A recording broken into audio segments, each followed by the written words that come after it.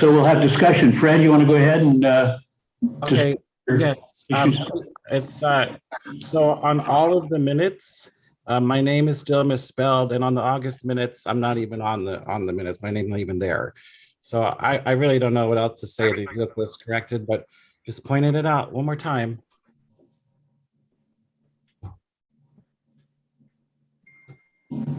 Yeah, I'm sorry. I just, at this point, I have no excuse.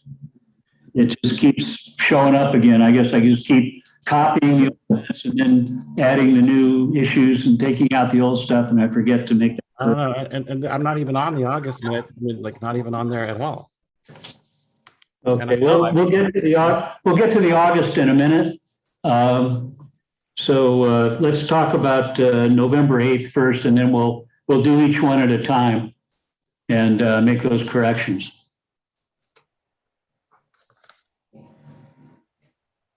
I have a comment, and Ren, you said in your memo last week where you forwarded these materials to us that the edits need to be submitted by those members who voted no, which includes me. Yes. I've already expressed my objections. It's on the video for you to review and transcribe. It's not up for me to do that work for you. That's your job as the chair. So you're going to have to do that, please, not me.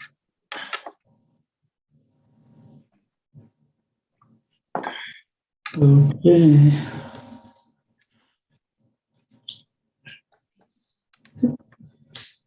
Any other comments? Anybody have anything new? If I have to go back and review the meeting, I guess I will, and then I will add whatever things that I think might need to be added, and then from there, of course, I'll bring it back out to you, and you can review it and object or change it or vote no if you want again. Thank you. How that goes. Sure.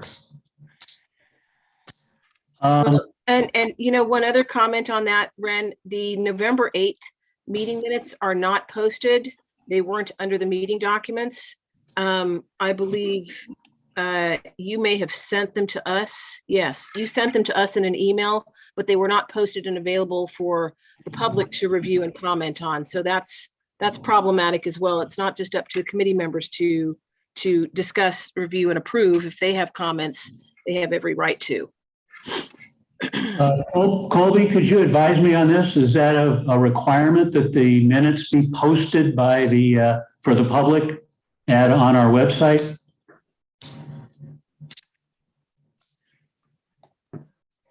You quite asked if the minutes are required to be posted.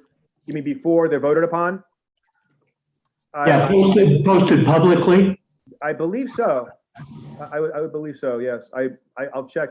Catherine is better at this stuff than I am, but I believe I would think they would have to be. Yes. Ren, that is the case. So okay, well that's fine. Then we'll have to hold off on motion A until they are posted. Do we have the same problem with August 9th and June 14th? Were those posted? Do you know? We'll have a story. Let me see. So the August 9th minutes are not posted. You sent them to the committee, but they're not posted. The November 8th meeting minutes are not posted, although you sent them to us. And the special meeting minutes from December 13th are not posted. Okay, well, we'll. And Tess, you looked under documents, correct? Yes. I know they are difficult to find. I had trouble sometimes finding these also. They're not there. Okay. Okay, well, we will. Maybe we'll have a special meeting that just focuses on minutes. But anyway, we'll go forward. Next item of business is public comments. Do we have any speakers? I don't see anybody. We have 15 participants. Matt, anyone with hands up? There are two hands up. There are two hands up, Jonathan Gregory and David Wheatley. Okay, in that order. Jonathan, please go ahead. You're up, Jonathan. I think. Thank you very much. If you'd like to have a scale of efficiency, I'd suggest you get yourselves organized before you have a meeting, rather than look to the stakeholder time and economize on it. The purpose of the meetings, the purpose of everything at the neighborhood council is for the interest of the stakeholders, so that your first line of economy is to go after the stakeholder time. In this atmosphere of disorganization, looks ridiculous. So now you know.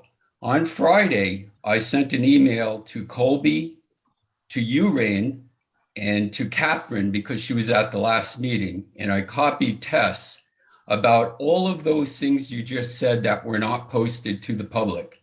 So if you'd read your emails from the neighborhood council, you would have already been aware of it and maybe remedied it. I'd also like to say that there's confusion when you say any other comments, whether or not that means the public or not. This came up between Colby and I before, where I was disallowed from making a comment of something else that wasn't publicly posted. So the clumsiness is just extraordinary at this point. I'd like to look to Matt Kamen. You've been on this council now for 6 months. Haven't contributed anything but a vote from what I can tell. So I'm very pleased to see you here. And in our new year, we're going to have more frank comments. You haven't been anywhere. You haven't contributed anything that's visible to the stakeholders. So I just want to call it out loud. You're here. I'll say it to your face. It's no curiosity to me why you ran, because you did what you were evidently destined to do, and that was an initial vote and then disappear. It's kind of disappointing because hundreds and hundreds, if not over $1 million, are spent so you could be elected and serve the stakeholders. In any case, it's organization. It's appalling. This committee is just astounding that you can't get it together. Thank you. Okay, who's next? David is next. David? Thank you very much. Is somebody timing me? I gotcha. Okay. Are you able to hold up your phone near the end so I can wrap it up and not just go clunk? Got it. All right. I'm David Wheatley, stakeholder in Toluca Lake. I am so glad to hear from Jonathan. I think I'm the only one that listens to committee meetings like this and says to myself, which I should say to myself more often, what a bunch of morons. Matt, the fact that we can't see the what we call participants, people like Tess isn't on here, Jonathan, we can't see him. Colby doesn't seem to know the rules. I mean, if I were watching a Laurel and Hardy movie, it would look something like you guys. And it takes, I would expect 15 or 20 hours of preparation for a 1-hour meeting. And good note taking. What happened to Catherine? Who even is she? Nobody explained who she was. She just appeared, and we deserve to know this stuff. And the posting, that guy Mark Stevenson saying, "Oh, great. Well, we'll just go ahead and take time away from public comment." That is so insulting. I don't even know if he's still on here, but that is beyond ridiculous that you would even consider that. You are here because the public wants you to be here to do our bidding. That's what the Brown Act is for. It's not up to you because of your incompetence to say, well, we'll just shave time off public comment. That's beyond ridiculous. It's so insulting. You should be ashamed of yourself for even saying that or even considering it. So that needs to be fixed. That he needs to go to Brown Act school. Do they have a Brown Act? I know they have a Brown University. Maybe they have a Brown Act University. And all the people on here could go there. As far as how detrimental it was to Brandon last time to give him such lousy instructions to bring his potentially awesome piece and then have it be criticized is so unfair to him. Lousy instructions in, we get lousy results. And that's what happened last time. Whoever told him what to do and how to do it did a terrible job, and they should not be embarrassing him like that. He can stand up for himself, but I felt sorry for him. He's a bright guy. He needs to be on here. We need to hear what he has to say in a format that can be most helpful and appreciated. Jonathan, if you want to get in touch with me somehow, of course, there's no chat, no way to me to get an email address. I don't want to announce it publicly, but if you wanted to get in touch with me, if you and I could talk, I think that'd be terrific. So we shouldn't have to deal with guys like you functioning the way you are. It's just not right. Thank you. Next, are there any others? Okay, good. Yeah, Mark and Barry had the hand raised. Yes, I do have public comment. Of course, I'd love to respond to David and Jonathan, but I'm not going to waste my time. So I did want to make the committee aware of a situation that's involving the Reimagine LA. I attended a meeting recently for the Homeless Task Force in North Hollywood, and there was a presentation that was made by the NoHo Home Alliance. And they were talking about affordable housing that they had met with, now that we are in council members' new district. And so they had met with the North Hollywood Neighborhood Council. They had met with the, I believe it was Studio City. And I had mentioned, I said, well, if you're wanting to do a presentation, you should talk to as well Toluca Lake, Valley Village, neighborhood councils, as well as Plum. Have you actually talked with planning land use? So I just wanted to bring that to your attention, Ren, that you might be receiving some kind of call, or Colby as well. I just extended that as, hey, information is important for all of us to know. So just wanted to bring that forward so you know. Thank you. It's the NoHo Home Alliance Affordable Housing. Did I get that right, or what? Yeah, it's Reimagine LA, and it's for the big, huge project that's going to be proposed project that's going to be taking over by the North Hollywood station, metro station. They're doing building of apartments as well as like an entertainment, restaurants, businesses development. It's a huge undertaking. But there is affordable housing that is going to be part of the component. I believe 20% of the apartment buildings, residences will be affordable housing. So again, they were trying to inform, and I said, well, why not make sure that Toluca Lake Neighborhood Council is informed about this as well? Yeah, I'll look for that. Thank you. Any other speakers? Fred, did you have your hand up? Did you want to speak further? Yes, very quickly. I just wanted to thank Jonathan and David. I really appreciate your comments. I wholeheartedly agree with what you said. And I hope that we can make things better here, because I'm with you on this and I am too frustrated with what's going on. I thank you for your comments. You're absolutely right. Jonathan, if you want to email me, I'm happy to put you in touch with David. It's fred.iberry@GTLNC. Did I get that right? GTLNC.org. And I think you already have my email, but if you don't, go ahead and email me. But again, I just want to thank you for your comments. It is encouraging. I know other board members feel the same way. Thank you.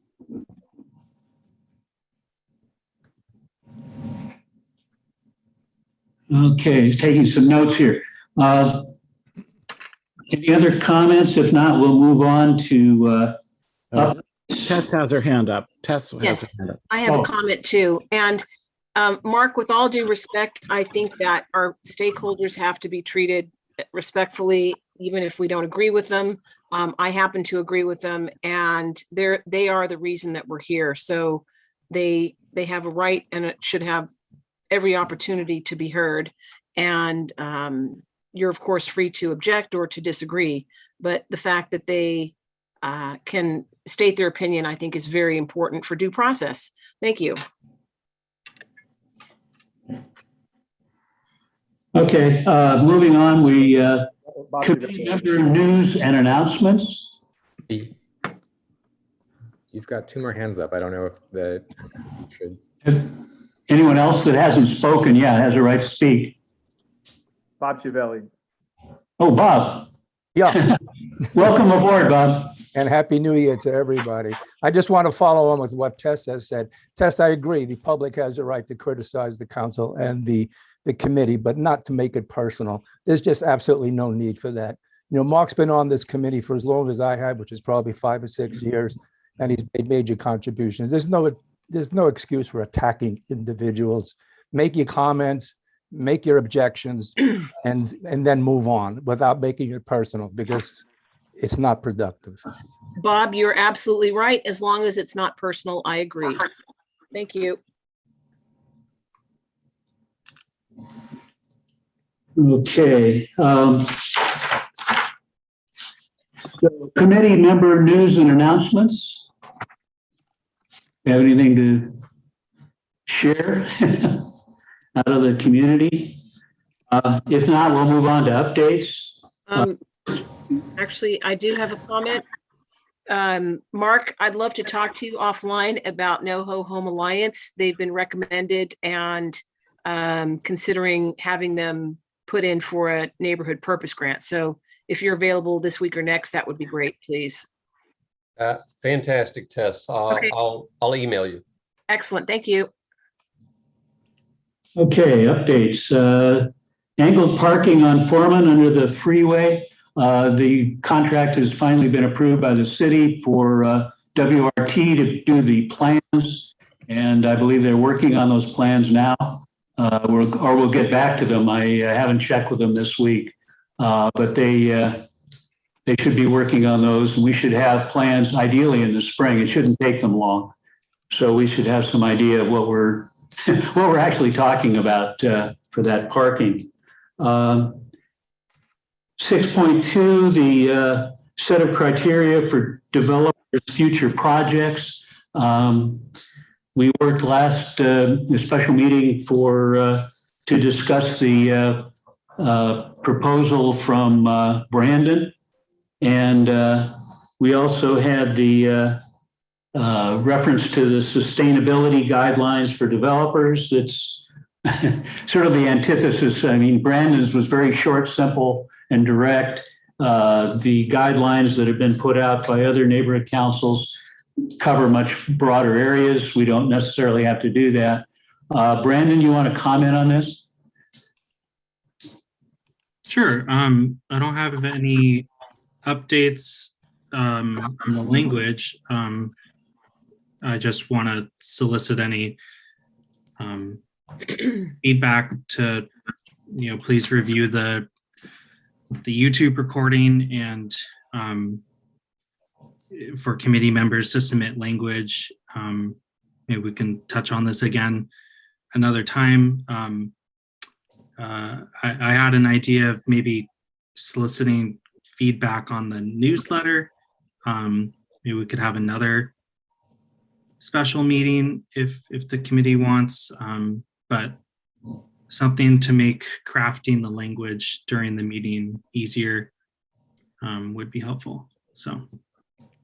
Okay, well, let's put this on hold, and I'd like to request people to respond to Brandon with their ideas, what they think needs to be added and so forth. We will, I guess, have another special meeting where we can focus on this specifically. But I'd like to have a draft to work from. The first draft was good. If we can amend that and get that to a point where maybe a committee of 3 of us would present a second draft, and from there we'd actually wordsmith it to a point where we have a proposal coming out of our next meeting for GTLNC. But thank you for hanging on with this, and we will, we'll try and get this together. I think it's a valuable thing for a neighborhood council to have to present to developers. So we'll keep working on it. When you've got 3 hands up, Robert. Okay, yeah, go ahead. And then David. No, Robert, go ahead. no, sorry, I forgot to lower my hand. Oh, you forgot to lower. Okay. So I think we're moving off in the right direction with Brandon's proposal. I would like to request that we are sent an updated draft, including the input received from the last meeting. I would like to request that this be put on the website, on the Greater Toluca Lake Neighborhood Council website. And Colby, it would be great if this were sent out to solicit comments, to ask people, what would you like to see, not see, et cetera. And certainly Brandon can craft some language for an email, and or I can help. And as far as the committee that was established to draft this up in the first place, that was me, Brandon, and Bob Scabelli. So if he's still willing and able, I am too, and we can have something over to you guys soon. But I think soliciting input from the public is very, very important, and there's no reason not to do that now, in my opinion. Okay, just put it all in an email, and I'll, maybe there's a way to do it, like a Google Doodle or something like that, or some sort of, I know Beautification Partners, something like that, to get solicited opinions. Well, you know, whether it's emails are some, anyway, yeah, just put an email, and let's talk Okay. offline and figure out a way to. Sure, Brandon, can you send the committee the latest draft incorporating comments from the last meeting, please? Is that possible? Sure, but as far as a subcommittee, I thought that was not allowed per Gibson's. Okay, I mean, if that's the case, I don't know that that's true, but I'm certainly not. Well, Colby and Rand, weren't you on the email? Please advise. I think, after further study on this, I think what I understand is that we can have a committee of 3, as long as it's not a majority of our committee or a majority of the minimum of a GTLNC meeting. Why?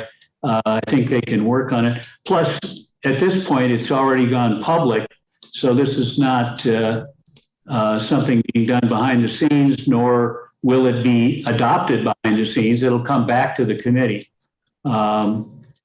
We can further research that in terms of Brown Act. I can call Gibson and see what he says again on this, but I would certainly prefer to have a committee. If Robert's available and Brandon and you're available, why, that would be helpful to come to the table with a draft that we can actually wordsmith rather than trying to make it up as we go.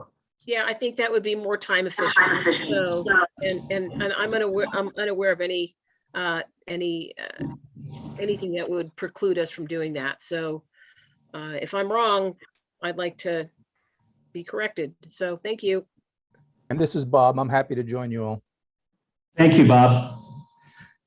Okay, community plan status. The planning department is still, as far as I know, has not released the draft community plan that includes Toluca Lake. I was told it would be after the first of the year. Now they're probably talking about spring. So I'll let you know as soon as I hear, and if anyone else hears something about our community plan being out and available, why, please let me know. Email or renblight@gtlnc.org. So we'll keep an eye on that. That's very important for our community. 10-year plan. When do you expect that to come forward, Ren? Well, I was hoping it would come forward early in the new year. They originally had promised it for late fall, early winter of last year, and of course it didn't happen. And I can't even get a feedback on what the problem is or whether it's just a COVID slowdown or what the heck. So I'm not getting a response back from the planners that they may have moved on to other projects. The planners move around. So it may be they're off doing other things and have, this isn't even their problem anymore. So I'll catch up with it. Now we're in a new year. I'll get going and make some calls. Ren, you've got 2 hands up, David and Jonathan. Well, yeah, okay. You let me know. Okay, yeah, David, go ahead. One second, David. There you go. Thank you very much. Yeah. I find it ironic that after my diatribe at the beginning of the meeting about public participation, that you included my name among the people who wanted to speak on that last item and yet did not call on me. I mean, the chair needs to be able to see which hands are raised. Why can't he do that? And the people that see the hand raised and the chair is taken off like a stagecoach with 6 horses, shouldn't one of you be saying, hey man, we got 2 hands. You're just gonna let him take off like that? What are you doing? As far as this committee, I think committees need to have a chair, even if it's a subcommittee or a loose group of 3, one person to organize the meeting, or we could rotate it. 1 to organize the meeting, 2nd to run the meeting, and the 3rd to make sure that all the materials that are needed are there. If it's going to be a Google Doc, something like that.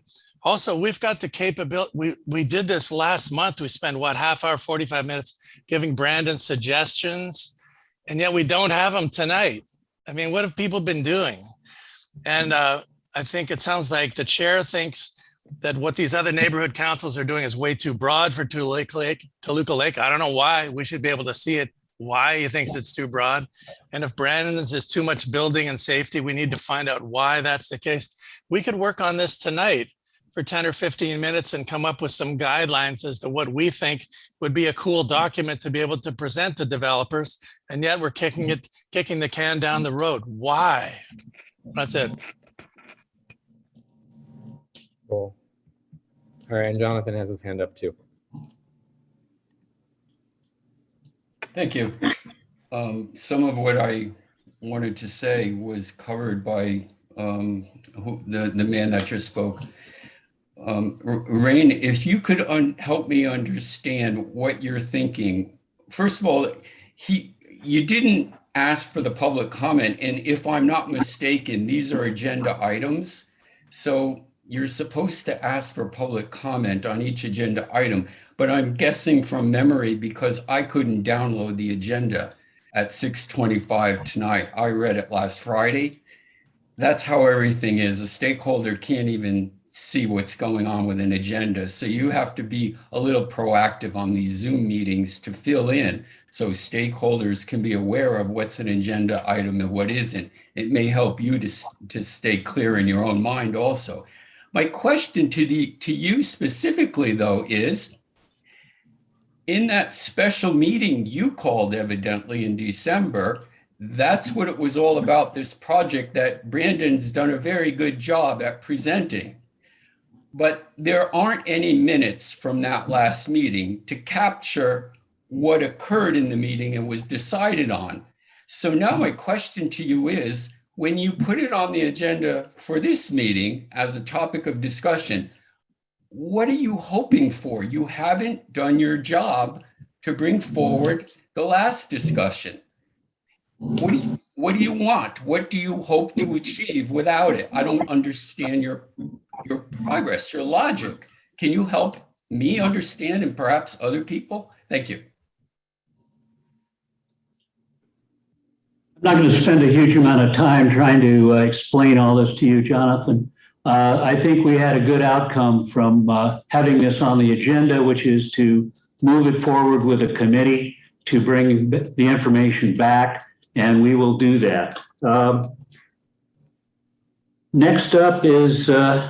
my hand's up. I'm a little confused. Like, are you the chooser of who speaks or not? I don't. Whatever. I have the floor now. But yeah, I agree with the public comment. I thought the public comment would have happened after each update, and I would welcome any feedback on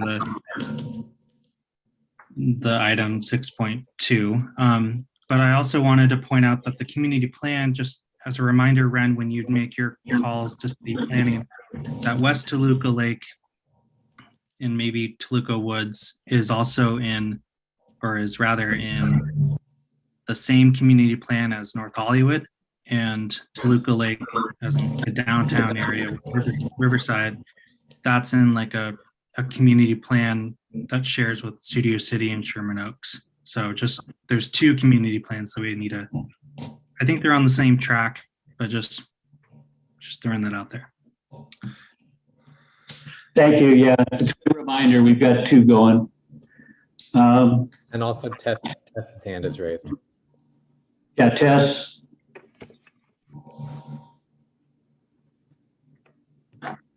Sorry, I forgot to take my hand down, but Ren, I think the question from the stakeholder was valid, and for you not to explain your process, I think is wrong. So I think we all deserve to know, because what are we doing here? We had a discussion last month. We had a draft of considerations for developers, and I think a copy of that should be available to us now or soon. It's very disorganized, and you shouldn't condescend to stakeholders like that. That's not appropriate. Thank you. Okay, moving on. New business. The 7.1. There's a proposal for a wall on Camarillo. The address is, where did I see it here? 10459 Camarillo Street. I don't know if you all are familiar with Camarillo Street, but there are a number of large lots that were subdivided into four individual lots with four individual houses. This particular proposal is for a house that's actually, the side of the house faces onto Camarillo Street. There's already a wall, but the owner is proposing that the wall be right at the street level. So you'd have a wall there. If you drive the street, you see other walls or other barriers that are right up to the street, where normally there might be a sidewalk. So it's an interesting problem. In a lot of the community, we have walls that go right up to either up to the sidewalk or up to the street.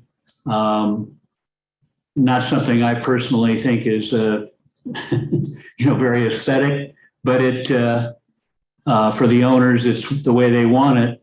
In this particular case, in this particular street, I would think it looks, it fits in with what's already gone on. So I think we have that going. If the committee would like, I can ask the owner and the architect who designed the wall, engineer, whatever, to be at our next meeting. But I wanted people to drive by and take a look at it. That's why I put it on the agenda tonight. It just came in recently, but we need to take a look at that. We've got some new projects that I didn't even get on the agenda, but I will mention those as well. Ren, before you continue, can I make a comment on this? Sure. How did you become aware of was an application sent to the building department for this wall? Yeah, they put in an application with the building department. Eventually, they're required to send it out to GTLNC, and we got it in December, a package, and that was then passed on to me by Colby. So I went out and took a look at it, knocked on the door, as a matter of fact, knocked on the door now a couple of times to see if we could, I could talk directly to the owner, but we'll talk to them eventually here and before the next meeting, and we'll get them to react and give us information. Their immediate neighbors, I believe, have been notified on this. So we might want to present an opportunity for them to discuss this in a public meeting. So we'll move this forward. Well, the reason I'm a little sensitive about this is, you're right, it's not uncommon to see this in the city. And particularly on Camarillo, I was part of the safety committee for the last 5 or 6 years as well. Tess was on the committee, and Jim McCarthy before that. We have a condition on the same street where the owner did the exact same thing. He took property from the city. You can't put a wall to the edge of the road. If you do that, you're taking public parkway for your own use. And we have a situation where somebody has done that and created a very dangerous intersection. There's been several accidents there, and it's just a question of time before somebody gets killed. So I don't understand this city, how they even think that this could be allowed, why this application wasn't just thrown out on its face value. You can't take city property. You can hear my frustration. I don't know how people get away with this.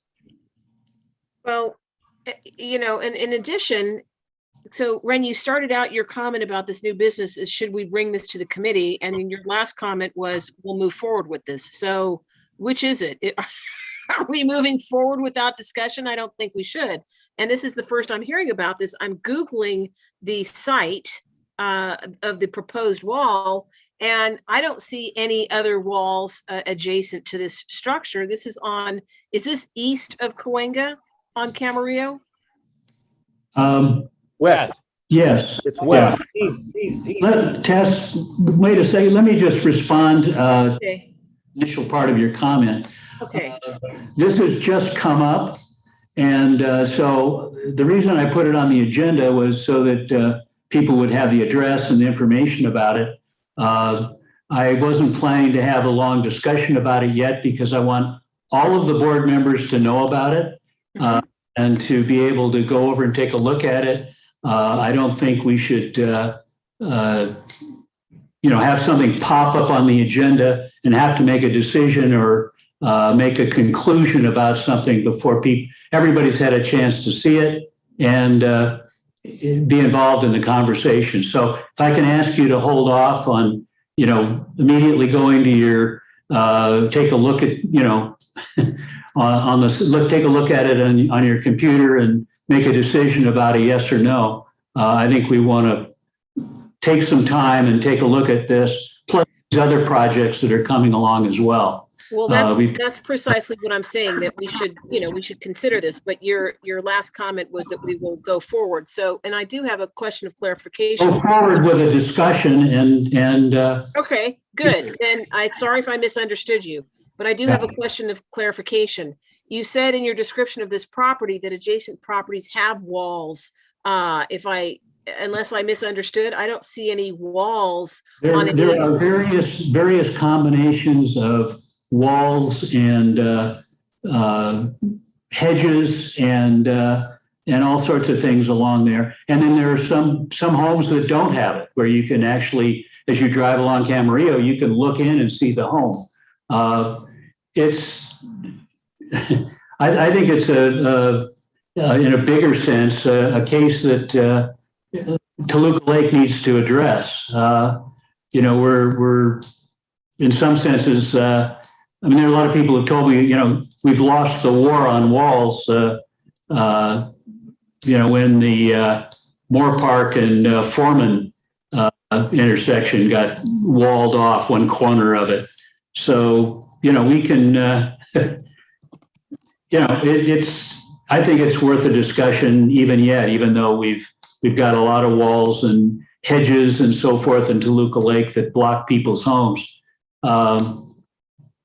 It's something that I think a neighborhood council should at least go on record about, but we haven't in quite a long time. I think early on we had some motions that discouraged walls and hedges, but that didn't get very far, and the city didn't seem to pay any attention to it. So, Ren, I don't want to beat this to death, but we have been trying as a neighborhood council. Tess can attest to it. For 5 years, including hiring a lawyer. We sued the man on the property, and the city still did nothing. And that's over a period of 5 years that we've been fighting a hazard to the community. This is probably not going to be a hazard. But just to be clear, the property line ends, the street, the parkway is 15 feet from the edge of the road to the property line. So what this man wants to do is take that 15 feet of public property. And it's a clear violation of every city law that has from the DOT on that particular issue. So I don't know how this city can even think about this. I would go directly to Concurian's office and have them take care of it. Okay, well, It's we've, frustrating. You can hear my frustration because they create dangerous situations. They destroy neighborhoods because you can't see, you're going to be driving down the street with walls on both sides. That's not a community. And most of the houses on that street, since we know all about this particular one at Ledge and Camarillo, most of them abide by the law, and they've landscaped the parkway to their credit. They've put out, beautiful plants in that area. And these people want to build walls. So these are two different outlooks on life. Yeah, I agree, Bob. We should, they can't take public property, but we'll look at this. We'll look at it very carefully. Well, Thank you. yeah, you know what happens when we look at it. So I won't be too, I won't look forward to it. two other projects. Oh, don't. There's multiple people that- Bryn. Oh, okay. You've got Mark and Fred and Brandon, and then also Sean. Oh, okay. In that order. Yeah, so Brandon was ahead of me, so. Okay. Okay, thank you. Brandon? I and others have brought this up before, but I think we need to have, or not, I think we just need to have case numbers on agendas. I see where you're, I was able to find this because I looked it up on Zemus.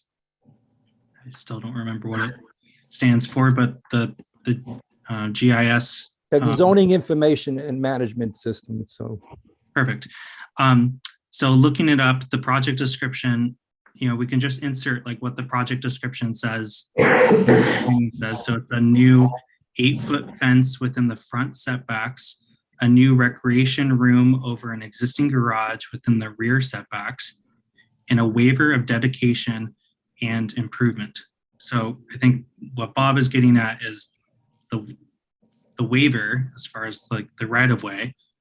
And it looks like based on the application is that it's, I don't know, briefly looking at this, authorizing code section, Los Angeles Municipal Code 12.28 zoning administrator adjustments. So I think that's the discretionary approval right there. It goes to a, I just want to not use the word breaking the law, because zoning is flexible, and like a waiver and variances and a conditional use permit, like these are things that like are legal, that are in the purview of municipal code. So so I wanted to say we can have like the case number on the agenda. I'm very interested in your first point, Ren. You said that about a package that was sent by Colby. And, if planning sends this to the neighborhood council, and I would imagine it's the same information that it's on Zemus, as long as it's, I don't know, there needs to be like an asterisk of saying that, it could be subject to change or whatnot, or maybe send people to Zemus. But like we should have like, or we could have like an active projects tab somehow, something on the planning and land use part of the website. Just so that we can have like a fruitful discussion now, because it's on the agenda, just to talk about the agenda materials instead of just announcing it and you be the gatekeeper of information. I just want more fruitful discussions. That's it. Brendan, this is Bob. Thank you for digging into this little thing. You made me feel much better because it sounds like he's not going into the parkway. He's going to be building this wall on his property. Well, the point being is we need to have Because a you're case mentioning it. number and stuff, and we should Yeah, do our homework Point before. well taken. I agree with you Yeah, completely. yeah, yeah. And I'm just adding that I feel better that you took it a little deeper. great, great. I'm glad. Yeah, because if it's a zoning issue, then it's not a DOT issue. Mhm. So he's not. We'll look at this in more detail and get up to speed on just what formally is being required and requested, and then get input from the community, which I think is important to people who live around that project to see what their reaction is. Well, Ren, can you, if you have more information as Brandon, the case number and what they're asking for, I would appreciate if I can get Sure. that, or the committee should get a copy of that. Yeah, I will send that out. Got two more that I will probably get a package on in this week or next. One is 10050 West Toluca Lake Avenue. This is a house that's actually on the lake, and they are proposing to construct, use, and maintain new 6-foot wooden and steel fence with required front yard setback located in the R1-1-R10 zone. So that's, if you want a case number down, it's ENV 2021-10089-CE. And there's a parallel application that's ZA 2021-10087-F. Those are both for the 150, whatever it is, 10050 West Toluca Lake Avenue. This is the fence. The other item, which is, I'm sure, of interest to people, it's an addition of a car wash tunnel to an existing gas station. And that's the gas station at Cahuenga and Riverside Drive. So it's across from the flower shop and the liquor store, and you have the mobile station there. So it's they're proposing a car wash. The numbers for that is ENV 2021-10094-CE, and going along with that is the ZA 2021-10093-CU. So you can look those up at city planning. And we've had a few hands up for a little while, so. Okay. Handle that. You've got Mark, Fred, and then Sean. So yeah, mine will be quick. Thank you, Brandon, for bringing up items that you stated, which I am in agreement with. It is interesting too about the property line, because I'm interested as well about how far this is coming out, because there's a neighboring residence across the way that could potentially do the same thing. So it'll be interesting to see where this waiver takes us. And I do appreciate discussion that we can have on these matters. Also, Ren, with the addition of these items that you've just brought up, again, it would be always good to have those on the agenda so we see that. But yeah, I definitely want to weigh in when it comes time about that car wash. I do have some concerns immediately that are coming to mind. So anyway, thank you. Yeah, these are more of heads up kind of a thing, and so people can drive by and take a look at it and so forth. So when it's on the agenda again next month, people will be prepared to talk about it. And having seen it firsthand rather than just shoot from the hip. And so that's these last two are things that didn't make it to me in time to get on the agenda, but they're things that are coming up. I want everybody to be aware of what's coming up. Fred's up. Yeah, should we have Fred go and then Sean afterwards? I'll mute you, Sean, after Fred's done. Okay, thank you guys. So yes, thank you, Ren, for pointing these out to our attention. It's very helpful and appreciated. I was wondering if when you get these packets from Colby, if you could share them with the rest of the committee. That's one request. The next one is back to the Camarillo one.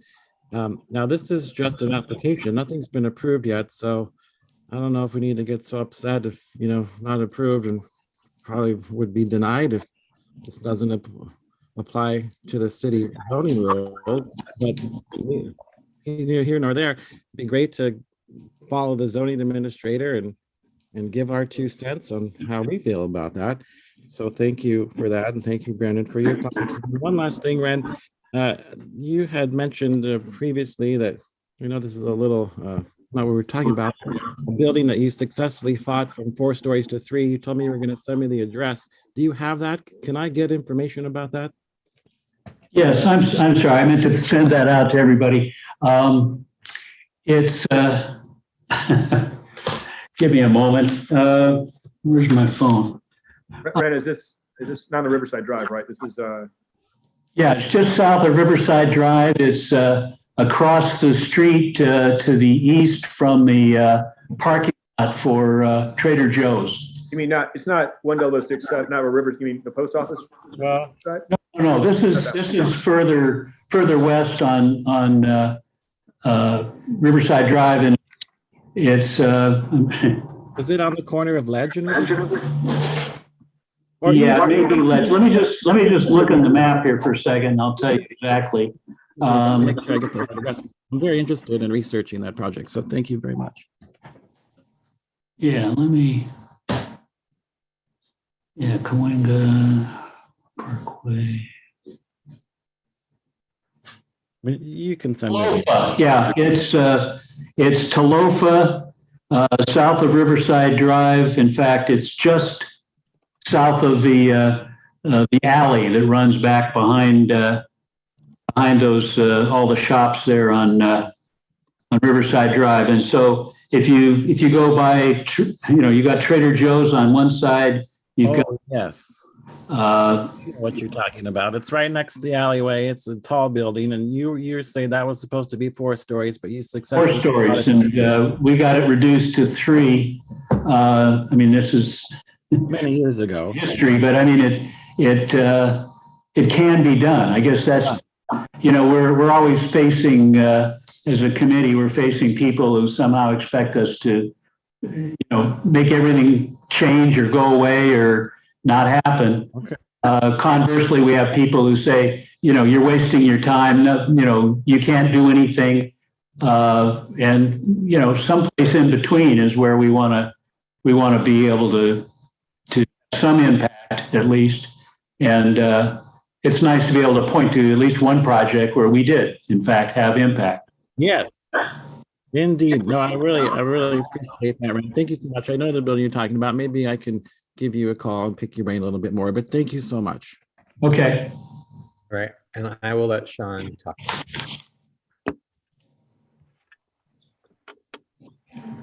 Yeah, Sean, you want to go ahead? Yeah, sorry, my phone was, sorry about that. I apologize. The unmute wasn't working for me. I think Fred kind of addressed this, and I just had a question because, again, as I am new to the council, I am trying to learn as much as possible just so that I can be effective as a council person. And then my question was with respect to what is given to the city, from the city to our neighborhood council. Is that something that should be disseminated to all the committee members so that they have a better idea on what is being talked about so that everyone can have an educated conversation? So I wasn't sure if that is something that is needed to be done, or is it something that should be done? Or meaning, is it mandatory, or is it something that is at the discretion of the committee head? Well, I've always operated that it's at the discretion of the committee head. I mean, there are clearly some things that are required in terms of when we discuss an issue or a specific project. But I've always assumed that if people were deep in a subject, they would do the research. If they wanted, if they weren't that interested, if they were overwhelmed with a whole bunch of material and so forth, they wouldn't look at it anyway. So I think I try to, get in between. One of the things I like to do is give people enough time to do the research. That's why I'm doing all these heads up things all the time. So if you have something that, I can point out an address and say, and a project, here's what they're proposing. If you're concerned about it, or you have friends or neighbors that would be concerned about it, then you can give them a heads up so that when it shows up the next time on our agenda for a finding or a recommendation, we can discuss it intelligently and not just between us. If I overwhelm you with all the background information all the time, I don't think it would be helpful. So, and part of it too, there is the planning training. I hope you've all taken it, but it gives you all the links and the places where you can go to get the information.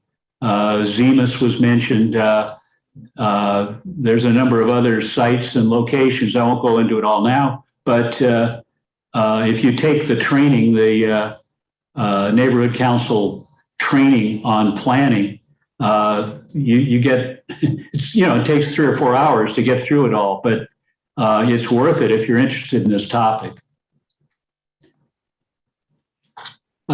Tess, you had something more to say? Yes, sir. Do you have the exact address of that building that was reduced from 4 stories to 3? You said it was on Talofa. Do you have a street address, Ren? I'll send it to you. Yeah, I've Okay. in front of me, but I can give it to you if it's. Yeah, I'd appreciate that. I'd like to look at that too. And as far as the overload of information, Sean is not an official committee member, I don't think, so he would not have taken the training. Although I did get I got permission to take the training last year, even though I wasn't a committee member. That might interest you, Sean. And also I will send you details about the early notification system. The city of LA, the city planning department sends out once a week projects that have been submitted for consideration, and that is useful. However, Ren, I believe that the default should be to provide information and at a minimum, the case numbers, which you have been asked to do again and again. And I even went to the trouble of typing up in great detail the meeting minutes for October 10th and left only blanks for you to fill in the case numbers. So I think that is crucial so that people who wish to review further can do so. And of course, you don't want to send people hundreds of pages of things, but that gives people the ability to look further should they choose to do so. But without the case numbers, we're wandering around in the dark. Most people don't know, wouldn't know where to begin looking. And I think we want to include members of this community. We want them to know what's going on and they can be educated. I really, really, really think it is important to include those case numbers. And that I don't know why that's a problem. You mentioned when I spoke to you about this that you didn't have time to insert the case numbers. I find that to be rather remarkable and not acceptable. So please include the case numbers. Thank you. Okay, by the way, the address is 4438 Talofa. Thank you. Okay.